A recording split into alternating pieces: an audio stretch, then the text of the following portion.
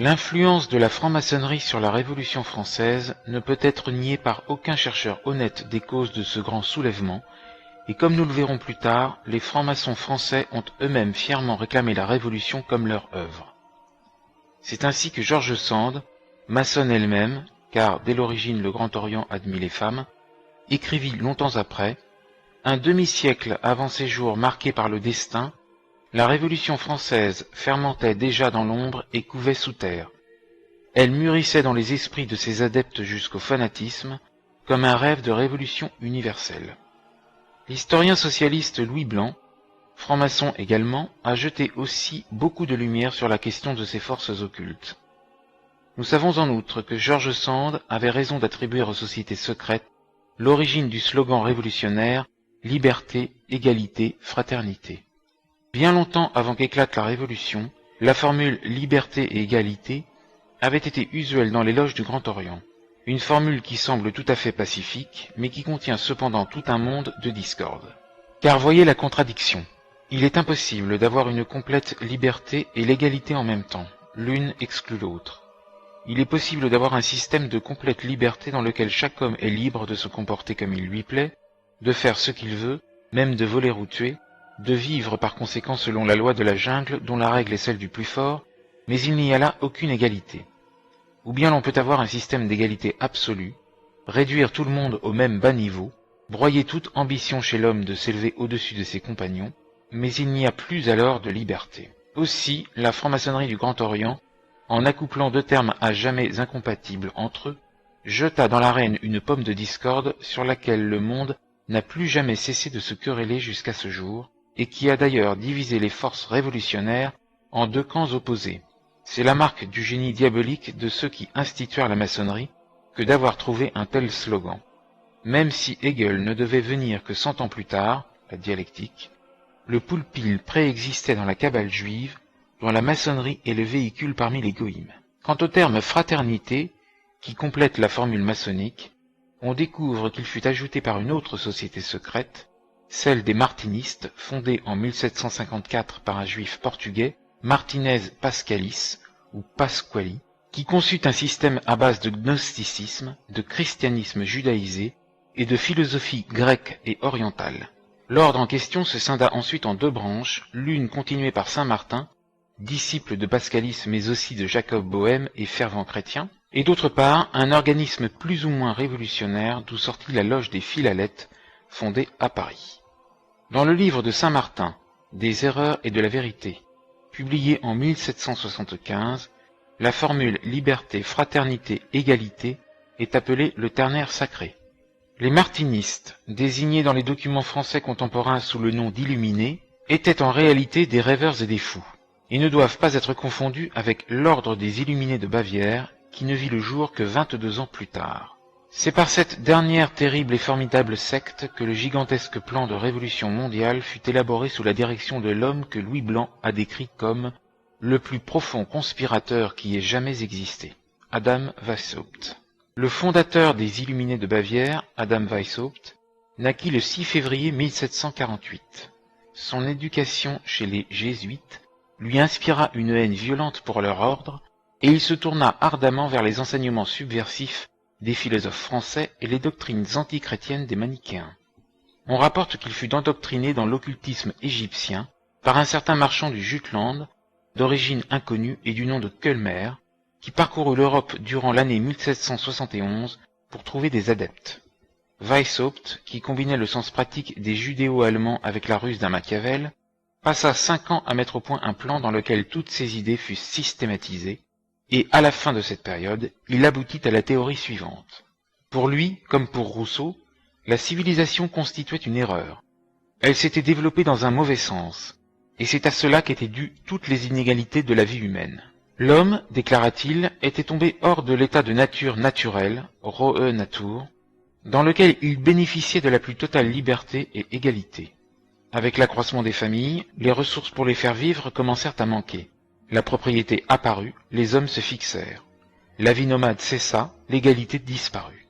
La première chose pour retrouver la liberté devait donc consister à vivre avec aussi peu que possible, en réduisant ses besoins de plus en plus. Les inventions modernes sont donc superflues. D'après Bernard Lazare, Weishaupt était juif, sans doute Maran est juif par sa mère, ce qui expliquerait son éducation chez les jésuites.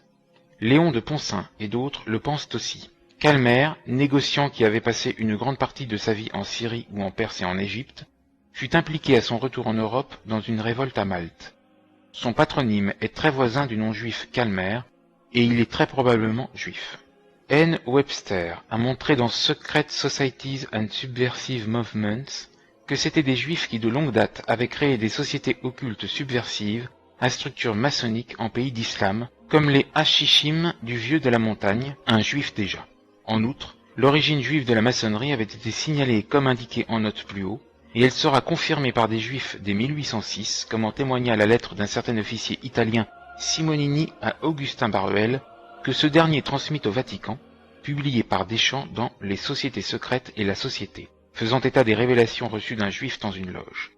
Et les rituels de toutes les obédiences de la franc-maçonnerie sont effectivement juifs d'inspiration et tirés de la Kabbale, ce qu'a démontré avec une grande érudition Monseigneur Meurin.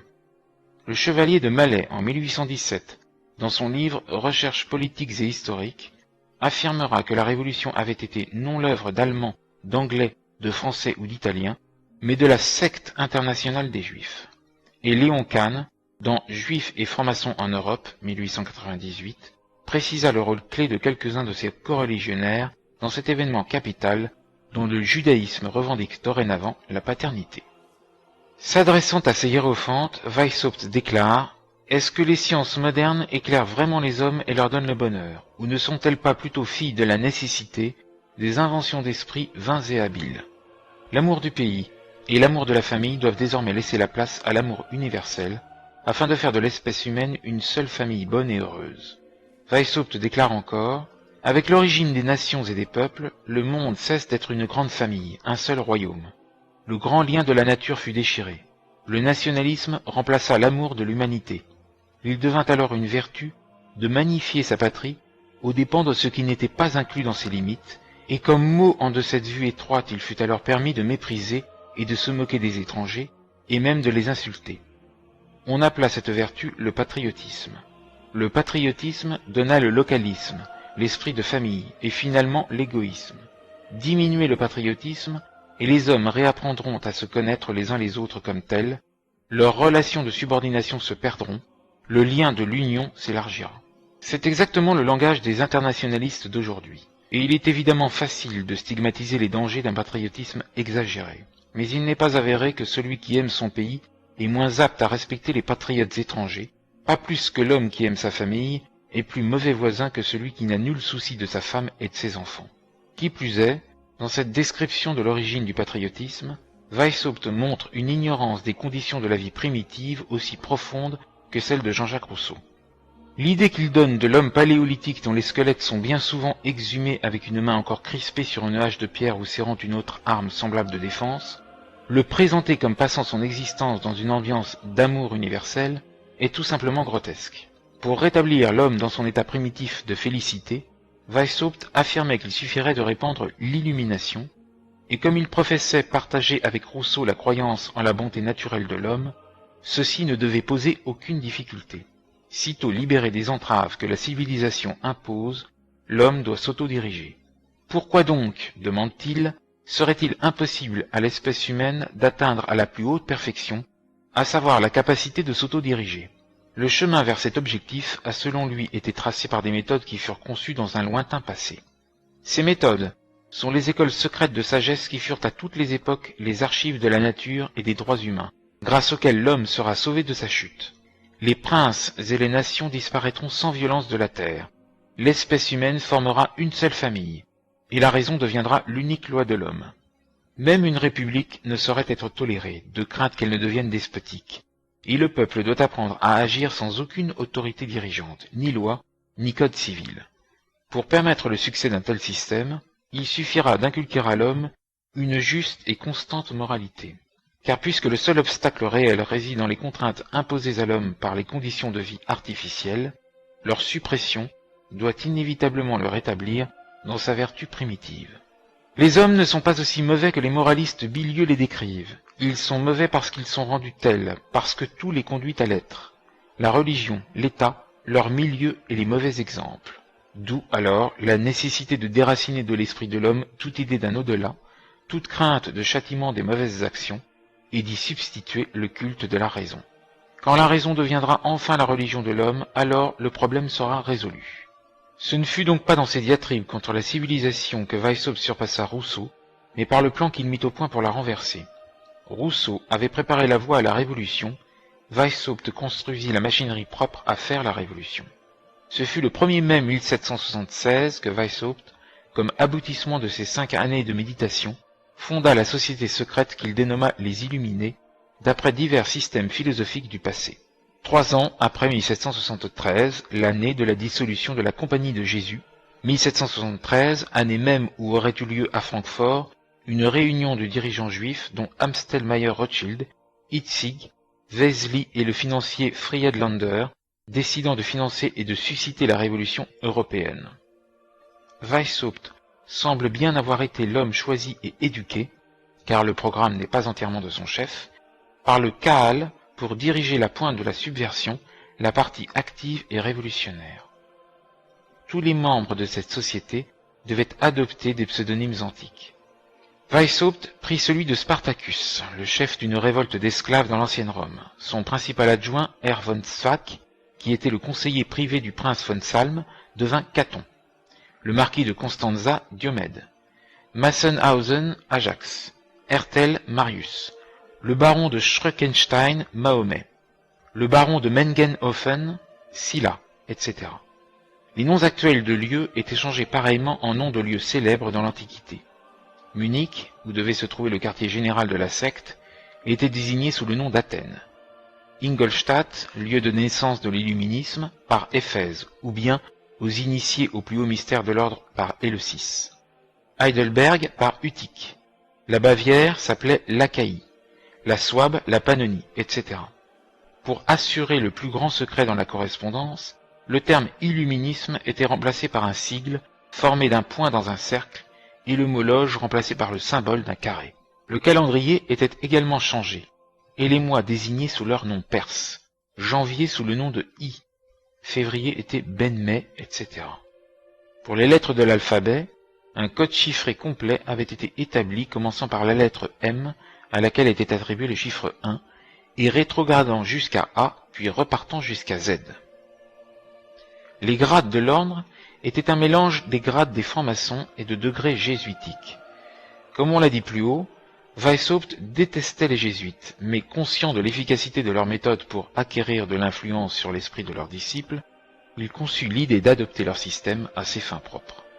Il admirait parmi toutes leurs lois le régime des jésuites, qui, sous la direction d'un seul chef, le chef des jésuites porte en effet depuis saint Ignace le titre de général des jésuites, fait que tant d'hommes dispersés dans tout l'univers tendent au même objet. Il estimait possible d'imiter leur méthode, tout en se donnant des objectifs diamétralement opposés. Il se disait, tout ce que ces hommes ont fait pour les autels et les empires, pourquoi ne le ferais-je pas contre les autels et les empires? Par l'attrait de mystères, de légendes, d'adeptes, pourquoi ne détruirais-je pas dans l'ombre de la nuit ce que ces hommes bâtissent à la lumière du jour? Weishaupt, au départ, eut l'espoir de persuader d'autres ex-jésuites d'entrer dans sa société. Mais n'ayant réussi à en enrôler que 2, il devint plus ennemi que jamais de leur ordre, et il enjoignit à ses adeptes de n'admettre ni juifs ni jésuites dans la secte des Illuminés sans son autorisation expresse. Les ex-jésuites, écrivit-il sentencieusement, sont à éviter comme la peste. C'est dans la formation des adeptes que Weishaupt fit preuve de sa profonde subtilité. Les prosélytes ne devaient pas être admis d'emblée à connaître les objectifs secrets de l'illuminisme, mais être initiés pas à pas dans les plus hauts mystères, et le plus grand soin devait être mis à ne pas révéler aux novices les doctrines susceptibles de les choquer. Dans ce but, les initiateurs devaient acquérir l'habitude de parler tantôt dans un sens et tantôt dans l'autre afin de ne pas paraître s'engager, méthode qui est celle de la maçonnerie, et qui sera aussi celle des clercs adeptes du modernisme, au dire du Saint-Pape Pie X, et se retrouve de même chez les pontifes de l'Église dite conciliaire post-Vatican II. Comme il l'expliqua aux supérieurs de l'ordre, il faut parler tantôt d'une façon, tantôt de l'autre, afin que notre but réel demeure impénétrable à nos inférieurs. Ainsi, à certains novices, les novices écossais, les illuminés doivent enseigner qu'ils désapprouvent les révolutions, et leur démontrer les avantages de l'emploi des méthodes pacifiques pour atteindre à la domination mondiale. Jusqu'au grade de Minerval excepté, le plan de conquête du pouvoir mondial ne doit pas être révélé. Mais l'une des premières phrases de l'initiation à ce grade est la suivante. Après ces 2 ans de réflexion, d'expérience, d'échange, de lecture des textes de grade et d'information, vous aurez évidemment compris que l'objectif final de notre société n'est rien moins que de conquérir le pouvoir mondial et les richesses, de saper les gouvernements civils et religieux, et de devenir les maîtres du monde. Qui s'excuse s'accuse, en effet. Le passage poursuit en disant alors vaguement que ce n'est pas exactement cela, et que l'ordre demande seulement à ses adeptes de remplir leurs obligations. Qu'il n'est pas question non plus que l'antagonisme vis-à-vis de la religion puisse être acceptable. Au contraire, le Christ devait être présenté comme le premier auteur de l'illuminisme, dont la secrète mission était de rendre aux hommes la liberté et l'égalité originelle qu'ils avaient perdues lors de la chute. Personne, doit-on dire aux novices, n'ouvrit la voie de la liberté aussi sûrement que notre grand maître Jésus de Nazareth. L'idée d'imputer à notre Seigneur une doctrine secrète date en fait du IIe siècle de notre ère et fut réfutée par Origène dans son livre Contre Cels. Mais le projet d'en faire un socialiste a cependant été suivi jusqu'aujourd'hui. Idée qui figurait dans les constitutions d'Anderson de la maçonnerie anglaise et était aussi présentée par le martinisme. Elle passera au XIXe siècle chez les Carbonari, les Saint-Simoniens, Lamennais, le Sillon de Marc-Sangnier et ses continuateurs, et de nos jours dans la théologie de la libération et l'Église de Vatican II. Cet argument avait été celui de toutes les sectes crypto-juives apparues dans le passé, comme les Albigeois, les Vaudois, puis les Rose-Croix, qui avaient eux aussi posé leur doctrine comme la véritable religion chrétienne. Ainsi, Weishaupt explique que, si Jésus prêchait le mépris des richesses, il voulait en réalité nous en apprendre l'emploi raisonnable, et nous préparer à la communauté des biens qu'il inaugura, et, ajoute-t-il, selon laquelle il vécut avec ses disciples. Une assertion qui, faut-il le dire, n'a pas l'ombre d'un fondement. Ce raisonnement s'avéra cependant particulièrement efficace, non seulement avec les jeunes novices, mais sur des hommes de tout rang et de tous âges. Vous n'imaginez pas, écrit Spartacus à Caton, quelle considération et quelle sensation notre degré de prêtre est en train de se soulever. Ce qu'il y a de plus merveilleux, c'est que de grands théologiens protestants et réformés qui font partie de l'eau, ordre, l'illuminisme, sont persuadés que l'enseignement religieux que nous y fournissons contient le sens véritable et authentique de l'esprit de la religion chrétienne. Ô homme, de quoi n'arrive-t-on pas à vous persuader? Jamais je ne pensais devoir devenir le fondateur d'une nouvelle religion. Ce n'était pas avant son admission dans les plus hauts grades que l'adepte était initié aux intentions réelles de l'illuminisme en ce qui concerne la religion. Lorsqu'il atteignait le grade d'illuminé majeur ou mineur, de chevalier écossais, d'épopte ou prêtre, on lui disait alors la plénitude du secret de l'ordre. C'est ainsi que Philon, le baron von Knig, écrit « Maintenant que les gens voient que nous sommes les seuls vrais et véridiques chrétiens, nous pouvons dire un mot de plus contre les prêtres et les princes. Dans les mystères les plus élevés, nous devons donc, petit a, révéler le pieux mensonge, et petit b, dévoiler l'origine de tous les mensonges religieux et leurs connexions. » Mais tout cela restait ignoré du novice, dont la confiance, gagnée par la simulation des sentiments religieux, était conduite à une stricte obéissance. Dans le questionnaire qui lui était soumis figuraient ces questions.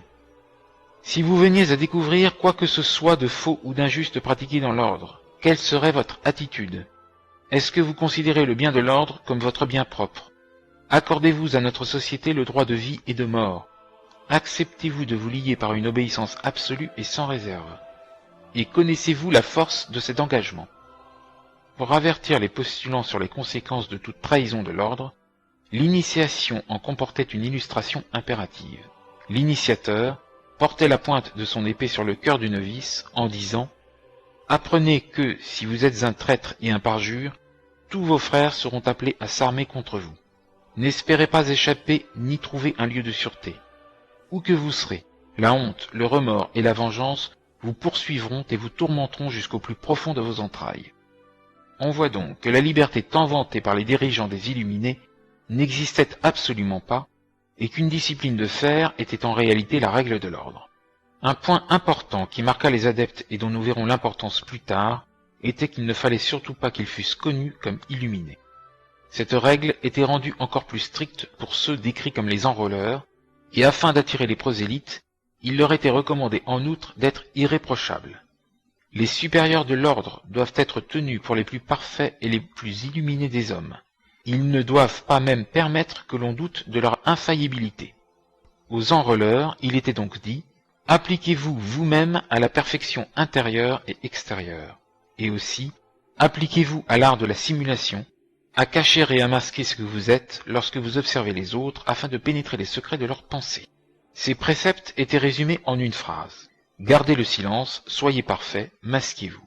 La mesure dans laquelle le fondateur de l'ordre avait lui-même atteint cette perfection fut révélée par la découverte de ses papiers personnels, parmi lesquels fut trouvée une lettre de Weishaupt à Hertel de 1783, confessant qu'il avait séduit sa belle-sœur et ajoutant « Je suis donc en danger de perdre mon honneur et cette réputation qui me donne à tant d'autorité sur notre monde. » Pendant tout un temps, cette réputation d'intégrité parfaite se maintint à l'avantage des membres, et c'est seulement à ceux qu'une telle entorse pouvait attirer qu'on laissait avoir connaissance du laxisme moral permis par l'ordre.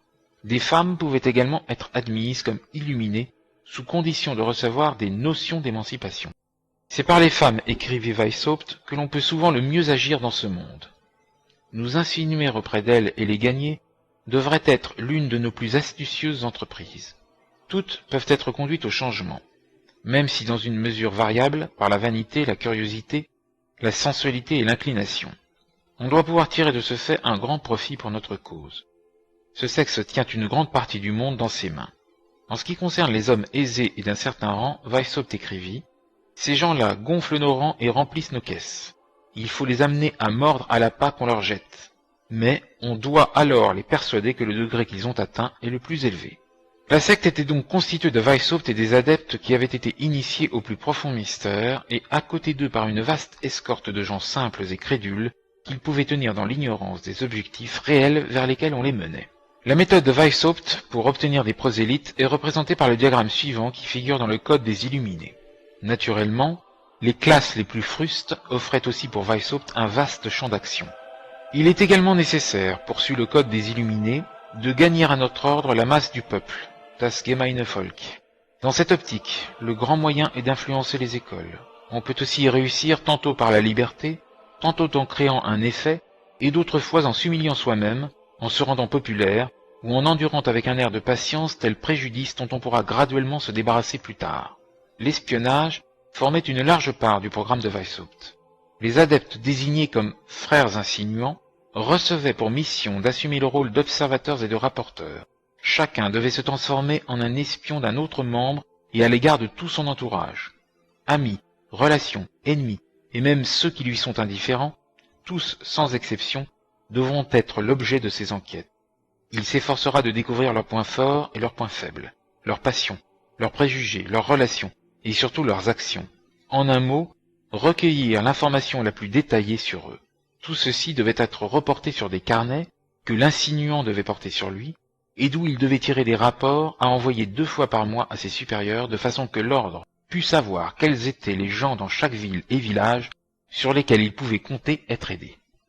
On ne peut qu'être fasciné par l'habileté du système dans lequel chaque élément de la communauté était induit à croire qu'il recueillerait de l'illuminisme des bénéfices non dévoilés à tous ces princes à qui leur royaume allait être ravi, ces prêtres et ces ministres du culte dont la religion allait être détruite, ces négociants dont le commerce allait être ruiné, ces femmes qui allaient être réduites au rang de squaws, ces paysans qui allaient retourner à l'état de sauvagerie. Lénine emploiera pour les désigner sa formule célèbre et cynique « les idiots utiles ». Tous devaient, grâce aux moyens de précaution pris par l'ordre, de tenir ces secrets divisés et répartis en compartiments étanches, être persuadés qu'en l'illuminisme seul résidait leur prospérité et leur salut. Le secret étant le grand principe de ce système, Weishaupt n'avait pas été long à percevoir les avantages offerts par une alliance avec la franc-maçonnerie. À l'époque où Weishaupt mettait son plan au point, les buts réels de la maçonnerie lui étaient inconnus. Mais Weishaupt, ayant auparavant été formé à la constitution des sociétés secrètes par Colmer, ni les principes structurels de la maçonnerie, ni ses options dogmatiques ne devaient lui être inconnus. Quant aux buts concrets et aux méthodes terroristes, il semble les avoir connus mieux que personne, et les avoir enseignés et fait adopter à la maçonnerie. Il savait seulement, dit l'abbé A. Baruel, que les francs-maçons tenaient des réunions secrètes. Il les vit unis par un lien mystérieux, se reconnaissant mutuellement comme des frères par certains signes et certains mots, quelle que soit la nation ou la religion auquel ils appartenaient. Il conçut alors une nouvelle combinaison, dont le résultat fut une société adoptant pour méthode autant qu'il lui convenait le régime des jésuites, et en même temps le mystérieux silence, l'obscure existence des maçons. C'est en 1777, presque 2 ans après avoir fondé l'ordre des Illuminés, que Weishaupt devint franc-maçon, et vers 1778 que l'idée fut lancée d'amalgamer les deux sociétés. Caton, R. von Zwack, qui devint maçon le 27 novembre 1778, en discuta avec l'abbé Marotti, auquel il confia tout le secret de l'illuminisme.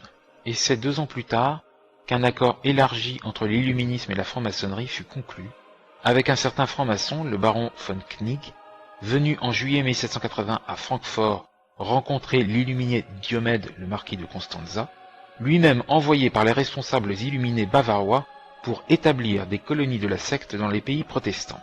Les 2 hommes comparèrent leurs documents sur les buts de leurs organisations respectives, et Knig exprima alors le vœu d'être reçu dans l'ordre des Illuminés. Cette demande obtint l'accord de Weishaupt, et Knig, adoptant le surnom de Philo, fut initié dans les secrets de la première classe des Illuminés, les Minervales. Le zèle dont il témoigna pour amener des prosélytes à l'ordre enthousiasma Spartacus, qui écrivit « Donnez-moi 6 hommes à son image, et avec eux je changerai la face de l'univers ». Les négociations entre Weishaupt et Knig aboutirent à la conclusion d'une sorte d'union entre les deux sociétés secrètes, et Spartacus accepta que l'illuminisme fût gratifié des 3 premiers grades de la maçonnerie. Le 20 décembre 1781, il fut finalement conclu que l'ordre issu de cette alliance serait composé de 3 classes. Les Minervales, les francs-maçons, les initiés à la classe des mystères, laquelle étant la plus élevée, était à son tour divisée en 2, les mystères mineurs et majeurs, cette dernière comportant à son tour les grades de prêtre et de régent, et celle-ci ceux de mage et d'homme-roi. Il ressort que l'organisation de Weishaupt paraît avoir précisément été créée comme le couronnement de la franc-maçonnerie au-dessus de la stricte observance et du martinisme. La maçonnerie, au départ, n'avait pas ces 33 grades, mais seulement une première partie. Pour l'auteur de « Les sociétés secrètes de la société », le révérend père Deschamps, la franc-maçonnerie est une école de formation intellectuelle et religieuse dans laquelle les hautes sectes Rose-Croix, Loge templière d'Allemagne, martinisme, auquel succédera l'illuminisme et ses dérivés, les rites de Memphis et de Misraïm, achèvent l'éducation à la haine du christianisme et de l'ordre social traditionnel, et y puisent des hommes d'action pour des entreprises révolutionnaires. Jacobinisme, plus tard Haute Vente, Jeune Europe, etc. La franc-maçonnerie est donc une structure éducative doctrinaire plutôt, qui enseigne de grade en grade les doctrines les plus virulentes, et en parallèle une structure d'action révolutionnaire liée, mais cependant avec son organisation propre. L'illuminisme de Weishaupt était la structure complémentaire d'accélération, de formation révolutionnaire, anarchiste et violemment anticatholique, puis d'action. L'accord entre les 2 organisations, la franc-maçonnerie primitive et l'illuminisme, s'est opéré à Francfort, et les illuminés ont pris le pas sur les responsables des loges existantes pour les diriger, détourner leurs caisses à la discrétion de leur secte et sélectionner leurs éléments les plus virulents. Francfort étant, on le sait, le berceau des Rothschild. Mais ce ne fut que lors du congrès de Wilhelmsbad que cette alliance entre l'illuminisme et la franc-maçonnerie fut finalement scellée. Cette assemblée, dont l'importance ultérieure sur l'histoire du monde n'a à ce jour pas encore été appréciée à sa juste valeur, se réunit pour la première fois le 16 juillet 1782 et rassembla des représentants de toutes les sociétés secrètes, les martinistes comme les francs-maçons et les illuminés, qui comptaient alors au total 3 millions de membres dans le monde. Seuls de ces divers ordres, les Illuminés de Bavière avaient un plan de campagne nettement formulé, et c'est donc eux qui dès lors menèrent le jeu. Ce qui se passa à ce terrible congrès ne sera jamais connu au dehors, car même les hommes qui avaient été innocemment attirés dans ce mouvement et qui entendirent pour la première fois exprimer les desseins réels des leaders furent liés par le serment de ne jamais rien révéler. L'un de ces francs-maçons honnêtes, le comte de Virieux, membre d'une loge martiniste de Lyon, à son retour de Wilhelmsbad, ne put cacher ses alarmes, et lorsqu'on l'interrogea sur les tragiques secrets, sous le poids desquels il était revenu, il répliqua « Je ne vais pas vous les confier. Je peux seulement vous dire que tout cela est beaucoup plus sérieux que vous le pensez. La conspiration est si bien ourdie qu'il sera, si l'on peut ainsi s'exprimer, impossible à la monarchie et à l'Église d'en réchapper. Dès ce moment, dit son biographe, M. Costa de Beauregard, le comte de Virieu ne parla plus jamais de la maçonnerie qu'avec horreur. Les martinistes, le pendant en France des loges templières allemandes, formaient les hautes loges du Grand Orient. Leur collaboration avec les Illuminés se fera très étroite. Les années 1781 et 1782 furent remarquables par le développement d'un autre mouvement qui trouva également son expression au congrès de Wilhelmsbad, celui de l'émancipation des Juifs. Au cours de ces années, une vague de philo-judaïsme déferla sur toute l'Europe, grâce au célèbre livre de Dom, de l'amélioration civile de la condition des Juifs, livre écrit sous l'influence de Moïse Mendelssohn et achevé en août 1781. C'est ainsi, écrit l'abbé Lehmann, que 8 ans avant la Révolution, le programme en faveur du judaïsme fut diffusé par la Prusse. Ce livre eut une influence considérable sur le mouvement révolutionnaire. C'est l'appel de trompette de la cause juive, le signal du grand pas en avant. Graetz, l'historien juif, reconnaît lui-même l'immense portée de l'ouvrage de Dom, dépeignant les chrétiens comme de cruels barbares et les juifs comme d'illustres martyrs. Tous les gens qui réfléchissent, ajoute-t-il, commencent de s'intéresser eux-mêmes à la question juive. Mirabeau, quelques années après, lors d'une mission à Berlin, se lia d'amitié avec Dom et devint un habitué du salon de la jeune et jolie juive Henriette de Lemos, l'épouse du docteur Hertz, et c'est là que les disciples de Mendelssohn, récemment décédés, le poussèrent à s'élever en faveur des juifs opprimés, ce qui amena Mirabeau à publier à Londres un livre sur le modèle de celui de Dom. Dans le même temps, en 1781, Anacharsis Clootz, le futur auteur de La République universelle, écrivit son pamphlet pro-juif intitulé « Lettres sur les Juifs ». On vit un peu plus tard le résultat de toute cette agitation, lorsque sous l'influence de Mirabeau et de l'abbé Grégoire, fut adopté par l'Assemblée nationale en 1791 le décret d'émancipation des Juifs. Un effet plus immédiat cependant avait été la résolution prise au congrès maçonnique de Wilhelmsbad, auquel avaient pris part Lessing et un groupe de Juifs, que dorénavant les Juifs ne seraient plus exclus des loges. En même temps, il fut décidé de transférer à Francfort le siège de la direction de la franc-maçonnerie illuministe. Francfort qui, incidemment, était le haut lieu de la finance juive sous le contrôle à cette date des dirigeants de la race comme Rothschild, Mayer, Amschel, qui devait devenir Rothschild tout court, et aussi d'Oppenheimer, de Wertheimer, Schuster, Speyer, Stern et autres banquiers juifs allemands.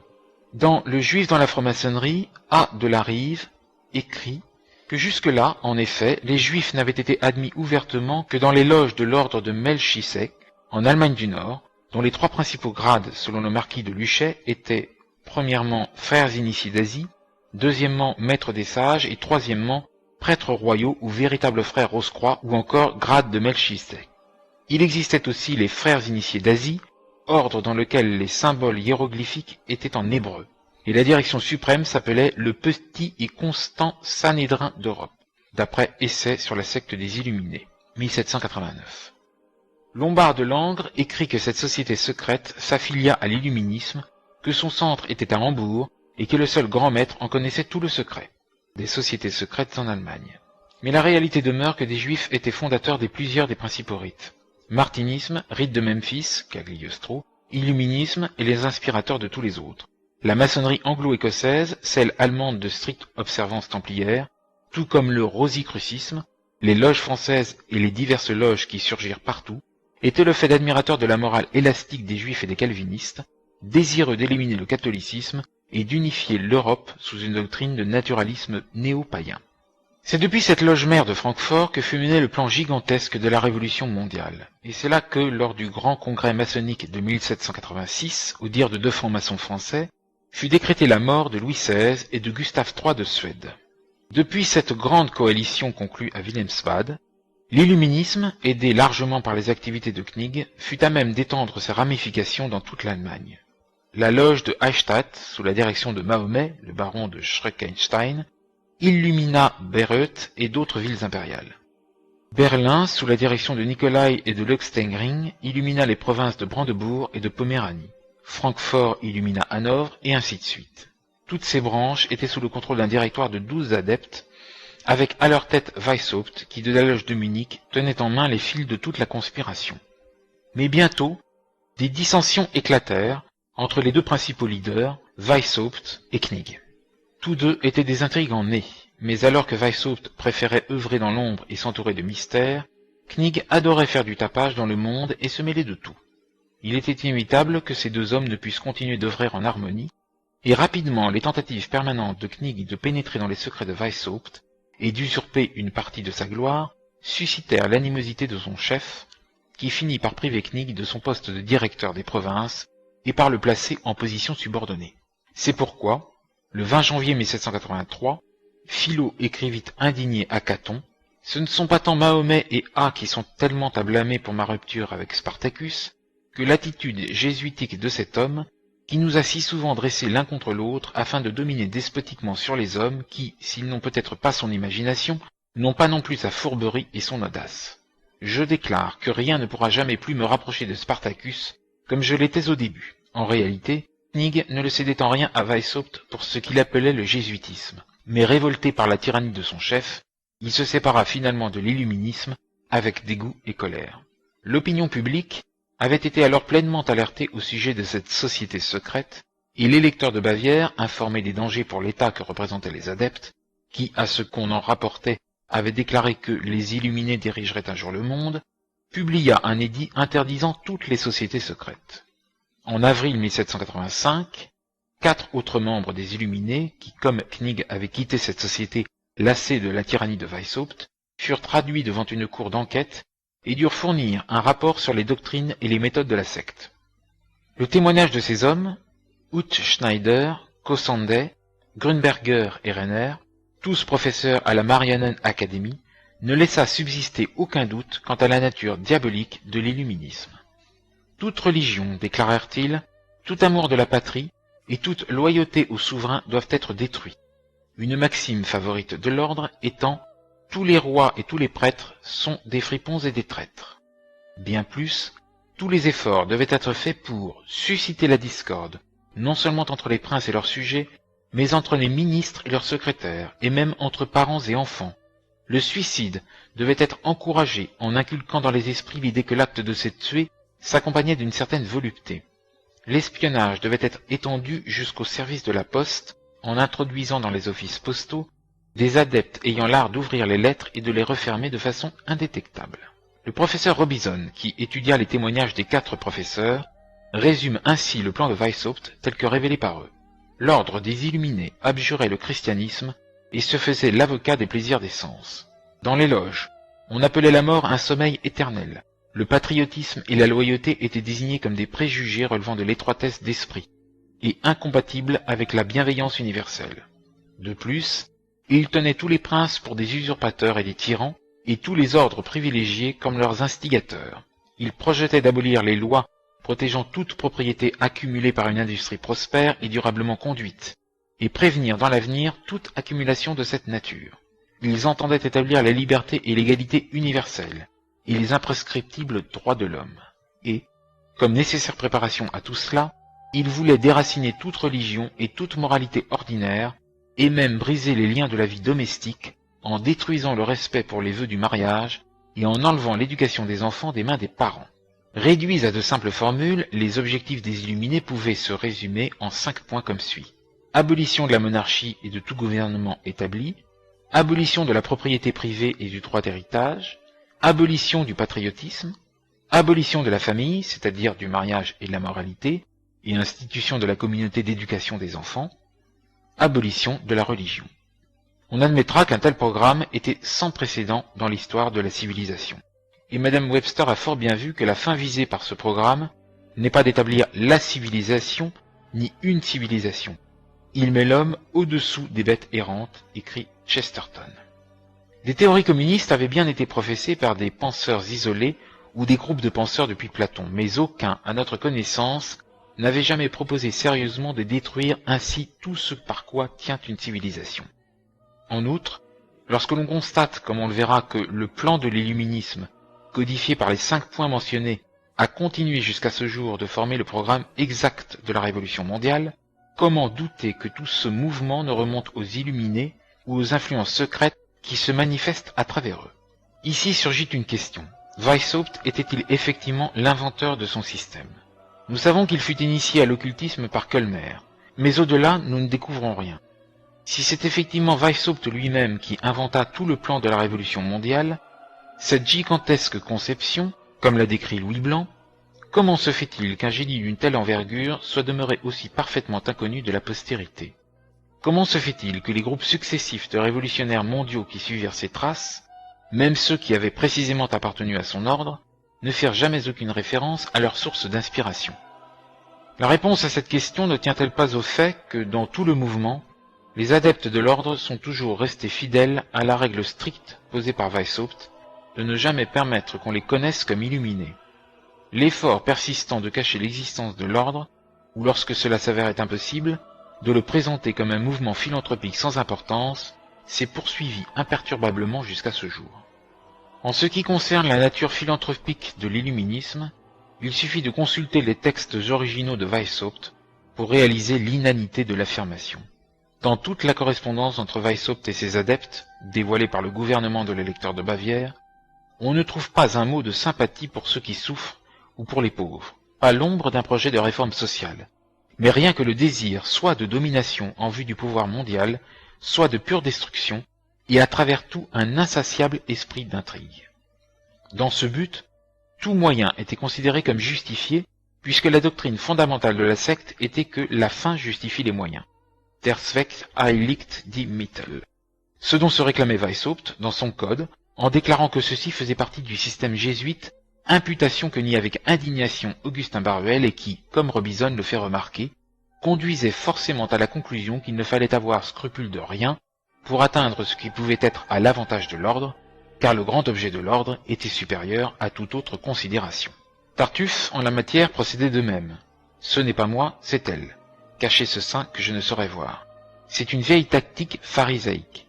Les Juifs, comme Tartuffe, clament « On nous accuse de crimes depuis des millénaires. On nous expulse de toutes les nations. Mais ce sont les autres hommes qui sont antisémites, nous sommes innocents. » Comme on pouvait s'y attendre, Weishaupt protesta bruyamment contre la description de sa société fournie par les 4 professeurs, en déclarant qu'il n'avait pas été initié dans les mystères les plus profonds.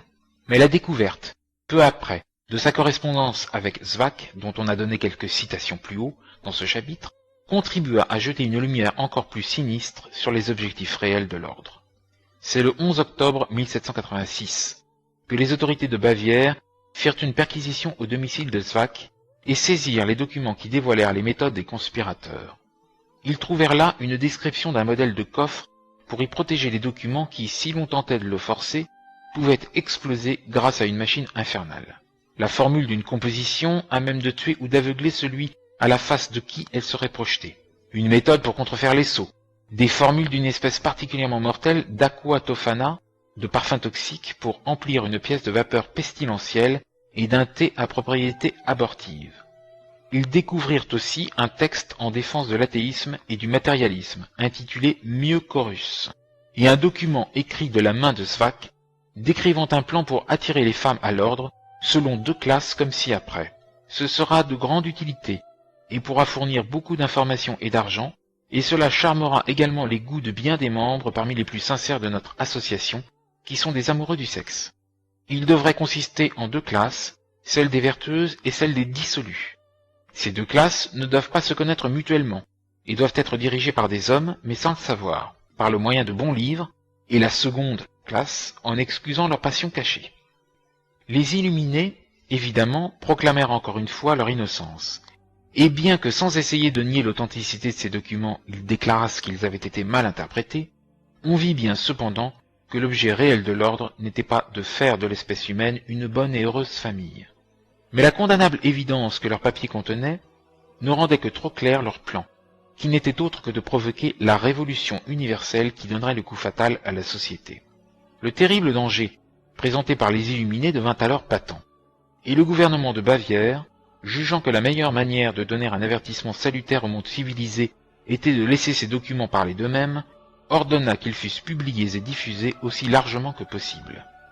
Un exemplaire de la publication, intitulé « Écrits originaux de l'ordre des Illuminés », fut alors adressé à chaque gouvernement en Europe, mais, aussi étrange que cela puisse paraître, cela n'attira que peu d'attention, la raison étant sans doute, comme le fit remarquer l'abbé Baruel, que le projet ainsi décrit était si extravagant qu'il en était peu crédible, et les dirigeants des États européens, refusant de prendre l'illuminisme au sérieux, classèrent le document comme une chimère. Le gouvernement de Bavière, cependant, continua ses investigations contre la secte. Plusieurs de ses membres furent arrêtés. Zweig quitta le pays pour une mission en Angleterre. Weishaupt, dont la tête avait été mise à prix, trouva refuge auprès de l'un de ses adeptes royaux, le duc de Saxe-Gotha. L'éclatement apparent de leur société servit admirablement les conspirateurs, qui désormais firent circuler avec diligence la nouvelle que l'illuminisme avait cessé d'exister. Après la dissolution des Illuminés de Bavière, l'apostat Fessier, l'inspirateur autrichien du joséphisme contre l'Église, alla s'établir en Prusse et y fonda la Grande Loge royale d'York, à l'amitié, selon Eckert, pour y donner une forme extérieure au but de l'illuminisme. Il eut alors l'habileté d'en faire accepter le patronage par Guillaume III de Prusse. Cette organisation, avec le Tugendbund, allait redonner à l'illuminisme toutes ses facultés d'influence, notamment dans les universités et sur les notabilités du royaume, d'après le révérend père Nicolas Deschamps et Claudio Janet. L'auteur s'est demandé qui était l'inventeur des théories de Weishaupt. Elles traduisent et appliquent la conception talmudique que les juifs se font de la conduite à tenir avec l'organisation sociale des non-juifs, analogues au bétail, en vue d'arriver à la domination mondiale, et qu'exposa Herder dans sa pièce Asmodée, dont Bonald cita la tirade significative en 1806, domination que, selon leur interprétation talmudique, les prophéties d'Isaïe leur promettraient. Voir le juif talmudiste de l'abbé Rolling. Et Weishaupt les tenait sans doute de ses liens non seulement avec Kölmer, mais avec Lessing, donc avec le cercle de Mose-Mendelssohn. Quoi qu'il en fût de sa dissolution officielle, l'ordre avait déjà envahi la maçonnerie de Pologne, Prusse, Allemagne, Autriche, France et jusqu'aux États-Unis. Il allait se propager et se perpétuer partout, tant en France par ses disciples, membres des loges, de Delvétius et de Savalette de Lange qu'en Allemagne où, selon l'historien américain A. Stang, il comptait déjà 2000 membres en 1782, avec de hauts personnages de la noblesse, même si tous n'étaient pas initiés au plus haut mystère. L'illuminisme, déjà lancé à Rome par Cagliostro, se répandra dans les principautés d'Italie et en Espagne par les hauts maçons, des juifs, des chrétiens et clercs apostats, et à la faveur des guerres européennes de la Révolution. Aux États-Unis, il prospérera très vite, atteignant 1700 membres à la fin du siècle, dont Thomas Jefferson et Franklin, semble-t-il. Ce dernier était d'ascendance juive, comme son nom peut le laisser penser. C'est une tromperie véhiculée depuis par les historiens intéressés et désireux de masquer la vérité sur ses activités ultérieures. La vérité est que ce n'est qu'une fois éteint en apparence en Bavière, que l'illuminisme fut à même de faire sentir à l'étranger sa formidable influence, et l'inquiétude du public étant alors calmée, il put secrètement étendre son organisation sur tout le monde civilisé. La secte des Rose-Croix était une secte panthéiste anti-chrétienne, la rose et la croix y étant des symboles sexuels. Cette origine évoquée de la maçonnerie anglaise la montre identiquement subversive de l'ordre social chrétien, quoiqu'elle en fasse accroire aux maçons de base en Angleterre. Lire de Monseigneur Meurin, Franc-maçonnerie, synagogue de Satan, et du révérend père Deschamps, les sociétés secrètes et la société.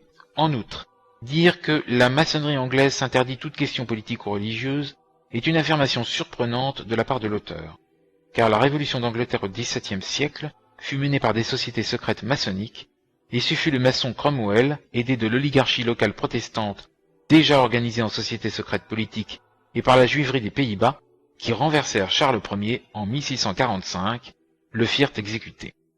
Ce fut ensuite la maçonnerie jacobite qui réussit en 1660 à ramener en Angleterre Charles II, de nouveau avec l'aide des Juifs d'Amsterdam, et c'est enfin la maçonnerie orangiste qui chassa Jacques II et installa sur le trône une dynastie protestante plus sûre et pro-juive, celle de Guillaume de Nassau.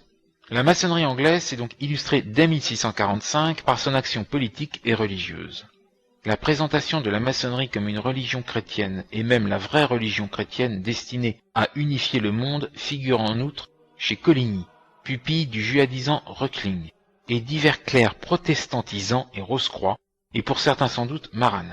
Les Rose-Croix préexistaient en petits groupes épars bien antérieurs, organisation prémaçonnique secrète elle-même, constituée de sociniens panthéistes, de kabbalistes, d'immoralistes, d'occultistes, d'adeptes de magie alchimique et luciférienne, de cathares crypto-juifs et peut-être de descendants des Templiers manichéens enjuivés, réfugiés en 1313 à la dissolution de l'ordre, les uns au royaume d'Écosse, qui abritait de nombreux juifs chassés d'Angleterre au XIIIe siècle, d'autres au Portugal, en Allemagne du Nord et en Suède, qui seront les territoires d'élection du protestantisme.